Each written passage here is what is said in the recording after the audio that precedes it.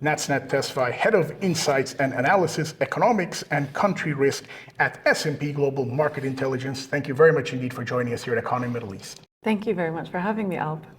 Well, let's get right into it. Does the current ongoing geopolitical tension risk derailing the post-pandemic recovery made by affected economies? Well, we're looking at below potential growth going into 2024, so we forecast 2.3% at a macro level, and that's really a lagging effect of tighter for longer financial conditions compounded with geopolitical risks, as you have highlighted.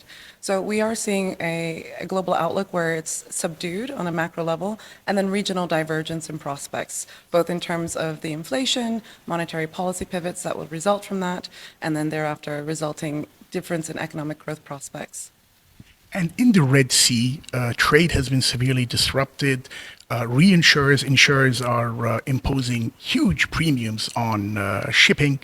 And how is that likely to affect in terms of inflationary matters for the European economies in particular?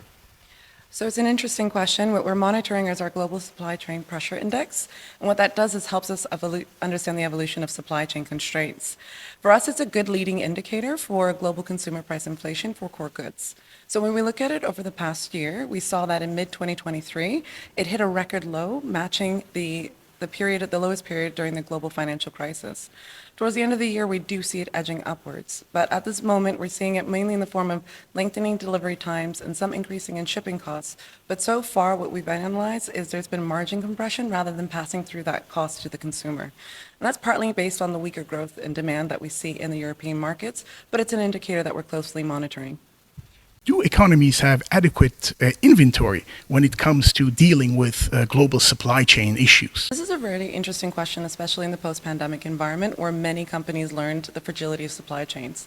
And so there was a consideration and debate of just in case, which is higher inventory levels, to just in time. But with tighter for longer financial conditions, that's made it quite costly to have high levels of inventory, right? Cash just sitting there, essentially. So what we've seen is it varies depending on the sector and the company. But what we've seen a growing trend and momentum gathering behind is reshoring. So trying to improve supply chain resilience through reshoring or localization efforts rather than just sourcing diversification, because as I said, there are costs involved with that as well. And when it comes to countries and companies, how have they or how can they rework their supply chains to have a contingency in place? It's really looking at the competitive landscape for markets. So when we look at the Red Sea trade diversion, as you had highlighted earlier, we can see that there are certain sectors that are acutely impacted, which is perishable goods and foods, especially to ports on the Red Sea coast. We can see it's also having an impact on the automotive sector with batteries and electric vehicles. If we're looking at Asia to Europe trade, we've seen that it's most acutely around chemicals, and we look at Asia to the US, it's also having an impact on metals. Because this is happening at a time that there's been disrupted trade traffic going through the Panama Canal because of climate-related drought and reducing the water levels there.